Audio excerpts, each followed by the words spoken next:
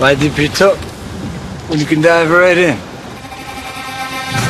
Why let things simmer when you can cook up a storm? Why live life in half measures when you can live it to the brim?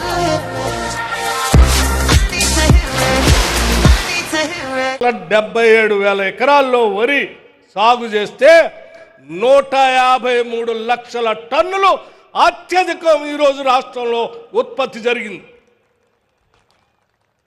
మరి కాళేశ్వరం లేదే, మేడిగడ్డ లేదే, అన్నారం లేదే, సుందిళ్ళ లేదే.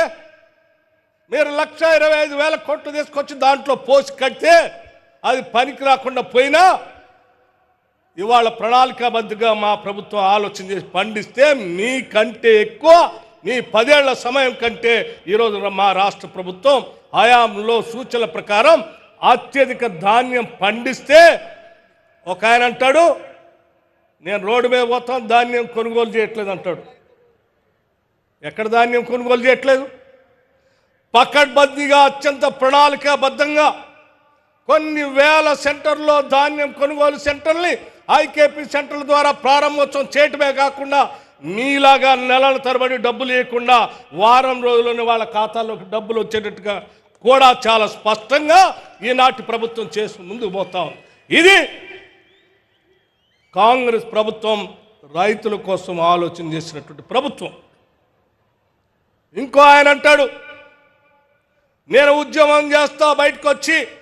ఏం ఉద్యమం చేసే 10 ఏళ్ల పాటు ₹1,00,000 రుణమాఫీ చేస్తా అని చెప్పి 2014-18 నుంచి 4 దఫాలుగా ఇన్స్టాల్మెంట్లో చేస్తే ఆ డబ్బులు వడ్డీకే సరిపోలే.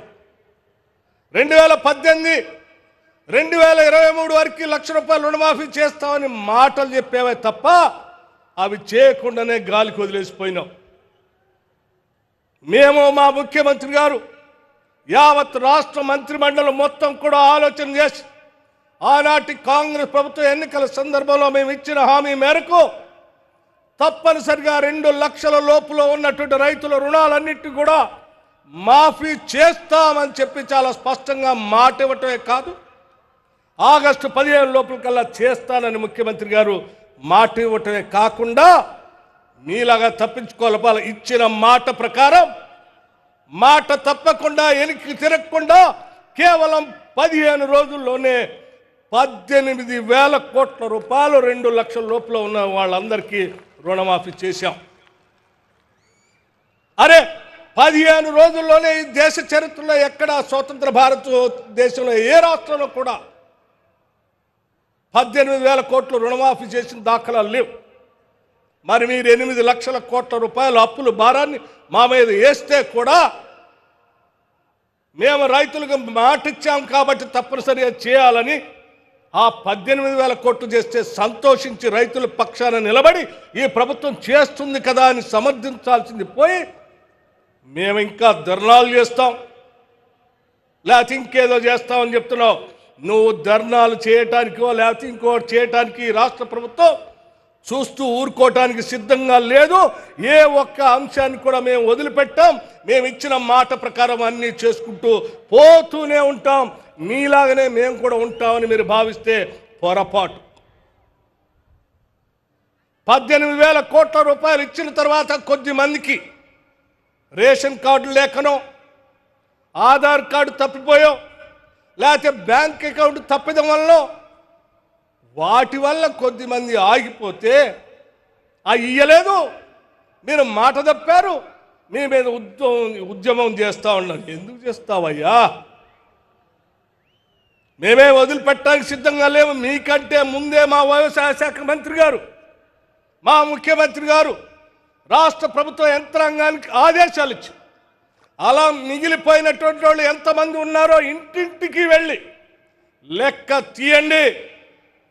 వాళ్ళంతా మన రైతు బిడ్డలే, వాళ్ళకు కూడా ఇవ్వాల్సిందే అని చెప్పి కేవలం ఈ 3 నెలల్లో మొత్తం ఇంటింటికి తిరిగి లెక్కలు తెప్పించి ఈరోజు దాదాపు ఇప్పుడే మీ అందరి ముందు ముఖ్యమంత్రి గారు ఆర్థిక శాఖ ఇద్దరం కలిసి యావత్ మంత్రిమండలి మొత్తం వ్యవసాయ శాఖ మంత్రి గారికి రైతాంగ సోదరులకి దాదాపు 3,000 కోట్ల రూపాయల్ని ఈరోజు చెక్గా ఆ మిగిలిపోయినటువంటి వాళ్ళందరికీ ఇస్తా ఉన్నాం. దాదాపు 3,20,000 మంది రైతాంగ సోదరులకి ఈరోజు అలా రేషన్ కార్డు ఆగిపోయిన వాళ్ళకో లేకుండా ఉన్నటువంటి వాళ్ళకో సంఖ్య తెలియనటువంటి వాళ్ళకు సరిచేసి ఈరోజు మళ్ళీ ఇస్తా ఉన్నాం.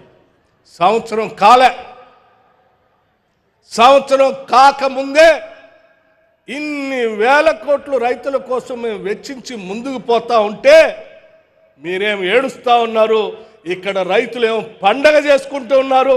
ఇది రాష్ట్రానికి ఉన్నటువంటి నిదర్శనం. మీరు ఏడుస్తూనే ఉండండి, మేము మాత్రం ప్రజల కోసం పండుగలు చేస్తూనే ఉంటాం, వాళ్ళ కోసం ఆలోచన చేసి ముందుకు పోతూనే ఉంటామని ఈ సందర్భంగా మీ అందరికీ మనవి చేస్తూ, మీలాగా రైతులకు సంబంధించిన ఇతర అంశాలన్నింటినీ పడకేసి దుప్పడ గప్పేసి వాళ్ళ గాలికి వదిలేసే పరిస్థితిలో లేం. కేవలం రుణమాఫీ చేయటమే కాదు, పంట నష్టపోతే పంట నష్టపరిహారాన్ని ఇస్తున్నాం. మేము 10 ఏళ్ళు మీరు పంట నష్టపరిహారం గురించి ఆలోచన చేయలే. వరద వల్ల పంట నష్టపోతే ఎకరానికి 10,000 లెక్క కట్టి పంట నష్టపరిహారానికి దాదాపు 100 కోట్లు రిలీజ్ చేసాం మొన్ననే. అట్లాగే రైతాంగ సోదరులకి మీలాగా వాళ్ళకి గాలి కొదిలేలే, వాళ్ళకి ఇన్సూరెన్స్ కట్టాలి. ఆ బీమా వాళ్లే కట్టడానికి వాళ్ళ దగ్గర డబ్బులు ఖర్చు పెట్టడం ఎందుకు, మనమే ప్రభుత్వం తరఫున కడదామని చెప్పి రాష్ట్రంలో ఉన్నటువంటి దాదాపు 50 లక్షల మంది రైతాంగ సోదరులకి 1,433 కోట్లతో మీ ప్రీమియం మొత్తం మేం కట్టాం.